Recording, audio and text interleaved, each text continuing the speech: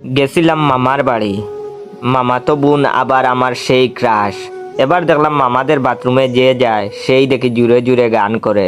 ফার্স্টে ঢুকলো আমার মামাতো ভাই, সে বাথরুমে ঢুকে এই গানটা গাওয়া শুরু করলো। এ জীবনে যারে চেয়েছি আ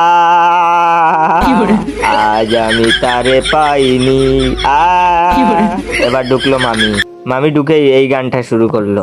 দিলবার দিলবার ও দিলবার দিলবার होश ना खबर है एक ऐसा आचार है तुमसे मिलने के बाद दिलबार। এবার ঢুকলেন মামা, মামা ঢুকেই এই গানটা শুরু করলেন। নাচ মেরি রানী নাচ নাচ নাচ মেরে রানী। সবাই বাথরুমে গিয়ে কেন গান করে, এটা আমার মাথায় ঢুকলো না।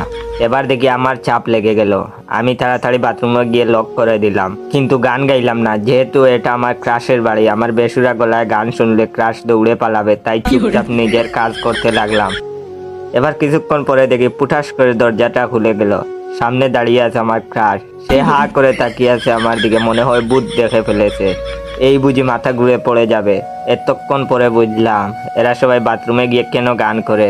আসলে বাথরুমের দরজার লকটা নষ্ট ছিল।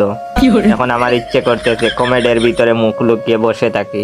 ভিডিওটা কেমন লেগেছে অবশ্যই কমেন্ট করে জানাবেন। আর হ্যাঁ, আমার এই ভিডিওটা আপনার 10 জন বন্ধুকে শেয়ার করে তাদেরকেও একটু হাসানোর ব্যবস্থা করে দিন।